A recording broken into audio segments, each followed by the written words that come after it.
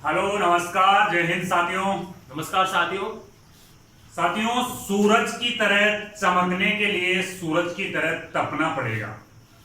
तो सर से मैं पूछना चाहता हूं कि भाई ये फिजिकल है, वो एक ये मान सकते हो आप, जो बच्चा अगर पढ़ाई कर रहा है तो उसके लिए एक चुनौती भरा काम है फिजिकल, क्योंकि इसमें आपको एक पूरे प्रोसेस से गुजरना होता है। अगर आपके प्रोसेस में कोई डॉक्यूमेंट्स में अगर कुछ कमी है तो भी आप फिजिकल से आउट हो सकते हो।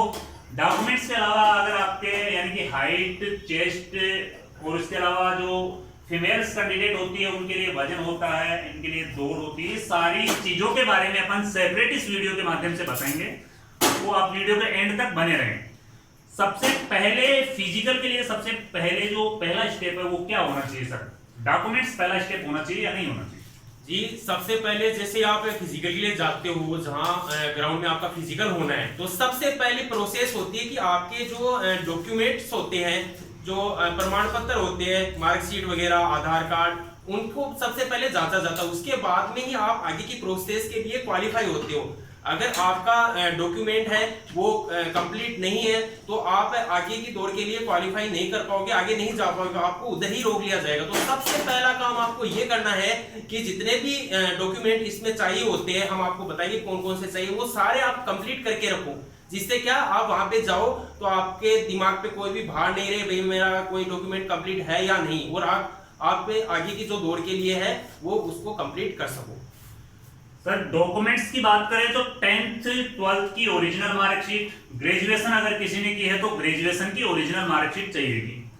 उसके बाद में चाहिएगी आपको कास्ट प्रमाण पत्र, यानी कि जाति प्रमाण पत्र जिसे अपन बोलते हैं, ये नवीनतम होना चाहिए।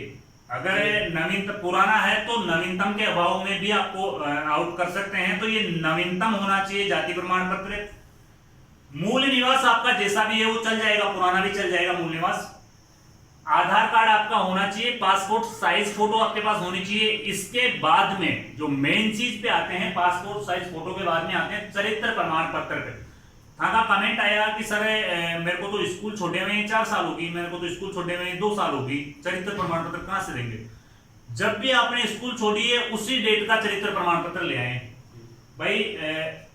जब भी आपने स्कूल छोड़ी है उसी डेट का भी चल जाएगा चरित्र प्रमाण पत्र। तो 2 प्रकार के चाहिए इसमें चरित्र प्रमाण पत्र, एक तो आपकी स्कूल का चाहिएगा, एक आपके सरपंच से आपको लिखवा के लाना है। तो दोनों नवीनतम चाहिए ना सर? जी, जैसे स्कूल वाले की बात कर रहे हो तो स्कूल में आप जैसे 12th जहां से आपने पास किया और आप कॉलेज में गए हो, तो जहां से 12वीं पास किया, आप चाहे 4 साल हो चाहे 5 साल हो, आप जिस समय निकले हो ना वहां से, उस समय आपका चरित्र प्रमाण पत्र उस डेट का वो मतलब आपको दे देंगे। बिल्कुल। अगर आप ग्रामीण एरिया से बिलोंग करते हो तो सरपंच से लिखवा ले आओ, सरपंच से 3-4 चरित्र प्रमाण पत्र लिखवा ले आओ, जो 1-1 रुपए का अपने चरित्र प्रमाण पत्र का फॉर्म आओ वहां पे लिखवा ले आओ।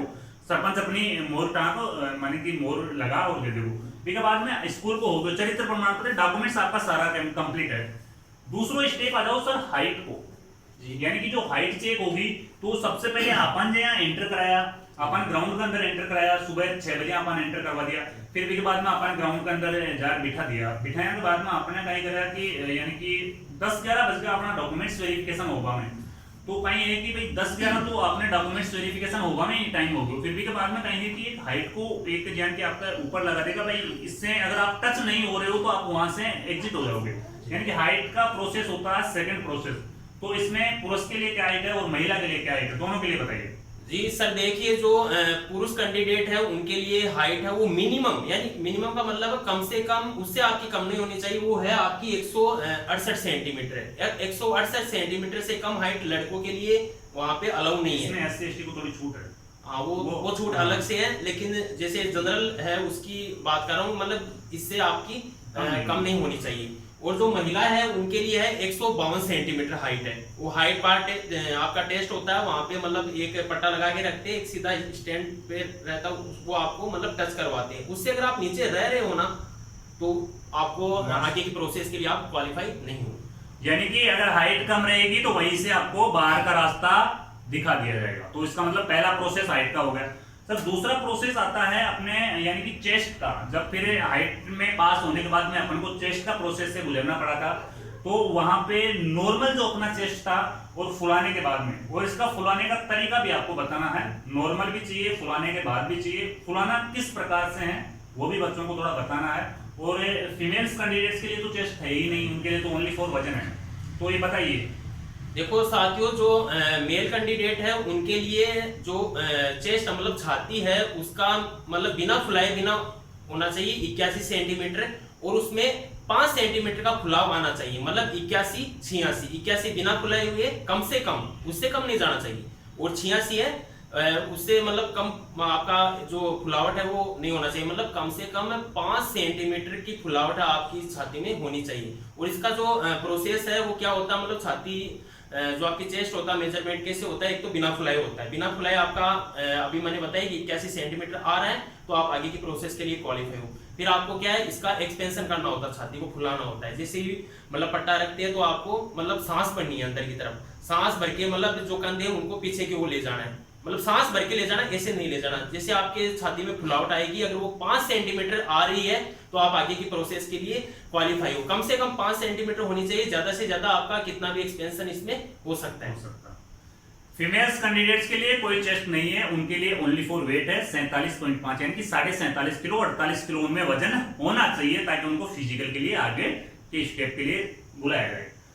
सर इसके बाद में दौड़ के ऊपर तो सेपरेट वीडियो होना चाहिए, यानी कि पूरा एक सेपरेट वीडियो होना चाहिए। पूरा इसमें डाइट प्लान आपका होगा, पूरा किस प्रकार से आपको दौड़ करनी है। तो सबसे पहले दौड़ का वीडियो तो अपन नेक्स्ट वीडियो बनाएंगे, दौड़ का ही बनाएंगे। तो उसमें जूतों से लेकर के आपको किस प्रकार से दौड़ में किन किन समस्याओं का सामना करना पड़ता है, यानी कि पाँव में सैनबोन की प्रॉब्लम हो जाती है, डिहाइड्रेशन हो जाता है, ये मतलब जो भी मेजर प्रॉब्लम्स होती है उनके बारे में बताएंगे आपको दौड़ के वीडियो में।